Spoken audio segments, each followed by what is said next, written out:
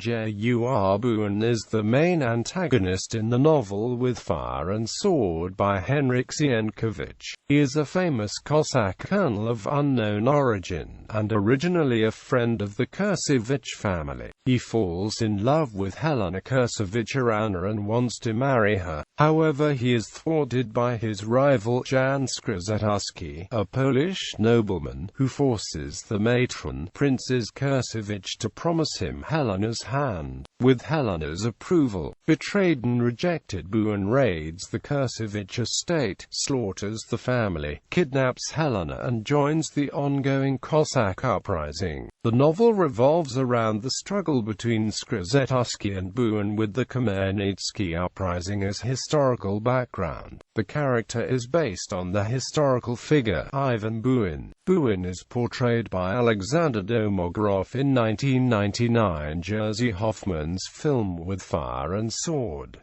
Character history. Date of Bohun's birth is unknown, as well as the origin of his parents. He grew up in Zaporizhzhia, from early age becoming familiar with expeditions to the Black Sea and skirmishes with Tatars. He quickly gained fame among Cossacks for his outstanding courage and became the leader. He became a friend of the Kurcewicz brothers, who often joined Cossacks on expeditions.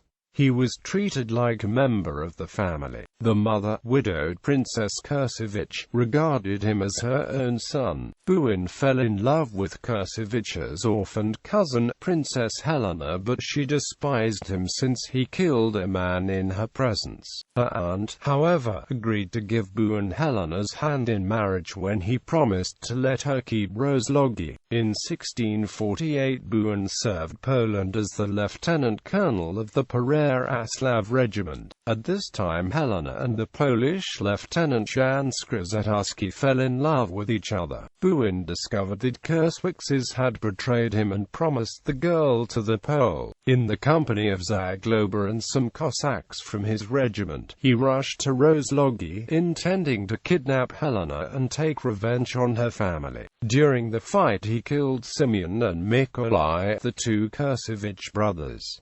The old princess was strangled by Bohun's Cossacks. Helena escaped from Rozlogi with Zagloba, and Bohun with his men set off in pursuit. On his way, Bohun attacked a group of Polish troops, which was equivalent to joining the ongoing Cossack rebellion. Despite a long and desperate search, he didn't manage to find Zagloba and Helena. Eventually he finally discovered the girl in the Bar fortress, where Zagloba had hidden her. He captured the city and saved his beloved from the slaughter. Helena, at the very sight of him, stabbed herself with a knife. Bohun took her to Devil's Valley at the Dniester. He put her in witch Horpina's care and left. He was sent against Polish troops as a spy. He defeated a group led by Zagloba and imprisoned him. However, Polish relief led by Michał Wolodyjowski soon came. Wolodyjowski rescued Zagloba and forced Bohun to escape with Cossack survivors.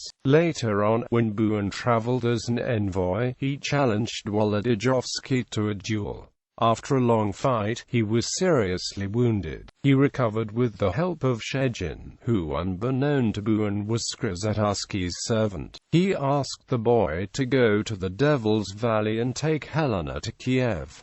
Instead, Shegin helped Zagloba and Wolodyjowski find Helena and free her. Shortly after the siege of Zaporizhzhia began, Bohun didn't manage to get there on time. He arrived a few days after the battle was over, when the peace treaty was signed. Enraged with the news, Bohun attacked the whole Polish army along with 300 men.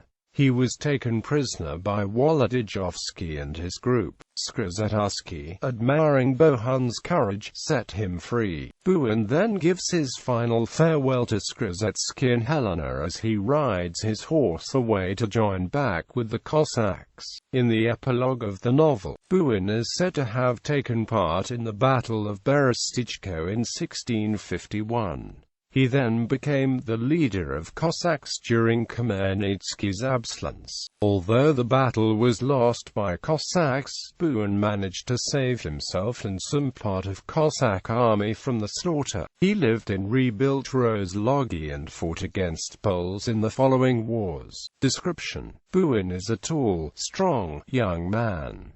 He's black-haired and has got dark eyes. He's now a young hero, straight as a poplar, with splendid brunette face and rich, dark, drooping moustache. On that face gladness burst through the pensive mood of the Ukraine, as the sun through a mist. The leader had a lofty forehead, on which his dark hair drooped as a mane above his powerful brow, an aquiline nose, dilated nostrils, and white teeth, shining at every smile, gave the face a slight expression of rapacity, but on the whole it was a model of Ukraine beauty, luxuriant, full of character and defiance. Although Bohun is generally a villain in the novel, his character is rather ambiguous.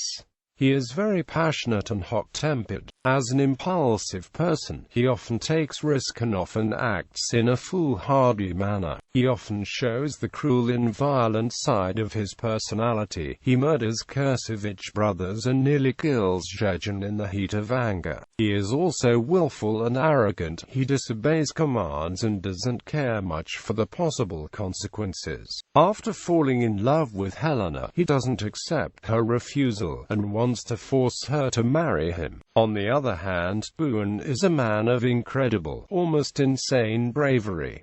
He has no fear of death and many of his actions are simply reckless. He is a fine soldier who eagerly fights for the Cossacks' freedom and always stays true to himself. He is also able to love one woman deeply and faithfully. Although Helena despises him, he respects her and is willing to do anything for her. In the epilogue of the novel, we learn that after many years Bohun didn't change at all. As before, he wanted to stay independent and most probably still loved Helena. The haughty Bohun refused every guardianship and was ready to defend his Cossack freedom with the sword. It was said, too, that a smile never appeared on the lips of this strange man. He lived not in Lubny, but in a village which he raised from its ashes, and which was called Rozlogi.